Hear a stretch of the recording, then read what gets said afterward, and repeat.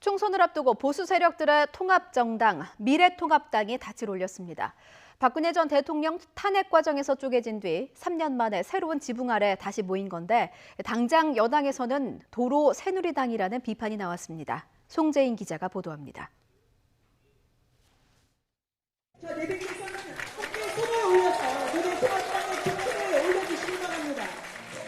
보수 세력이 3년 만에 미래통합당으로 뭉쳤습니다. 자유한국당과 새로운 보수당, 전진당 등 3개 원내정당과 친이계까지 모인 상황을 두고 황교안 대표는 100일의 기적이라고 표현했습니다. 이번 총선의 목표는 역시 정권 심판으로 잡았습니다.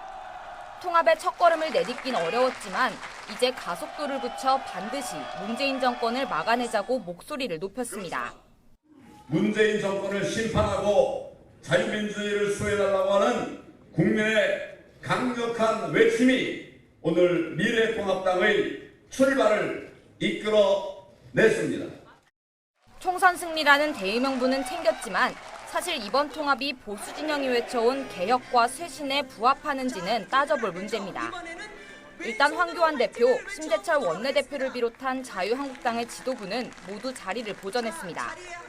통합에 참여한 다른 세력들의 대표들을 일부 추가한 수준에 그친 겁니다. 미미한 지도부 쇄신은 결국 공천으로 극복할 수밖에 없지만 공천관리위원 증원에도 합의를 이루지 못하고 있습니다. 늘릴지 안 늘릴지 그런 부분들은 새로 지도부가 구성이 돼서 김영호 공관위하고 협의를 해서 결정을 하는 것으로 했기 때문에 당장 여당에선 바뀐 것 없는 도로 새누리당이라는 비판이 쏟아졌습니다. 새로 창당하는 제1야당에는 새 인물도 새로운 비전도 잘 보이지 않습니다.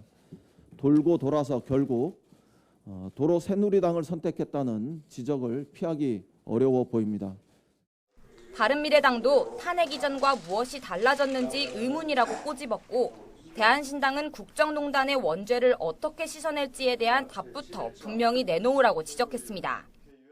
통합열차가 종착지에 다다랐지만 간판만 급조했다는 비판을 피하려면 중도로까지의 외연 확장이 관건입니다.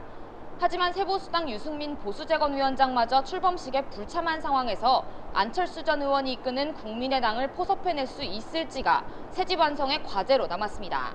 YTN 송재인입니다.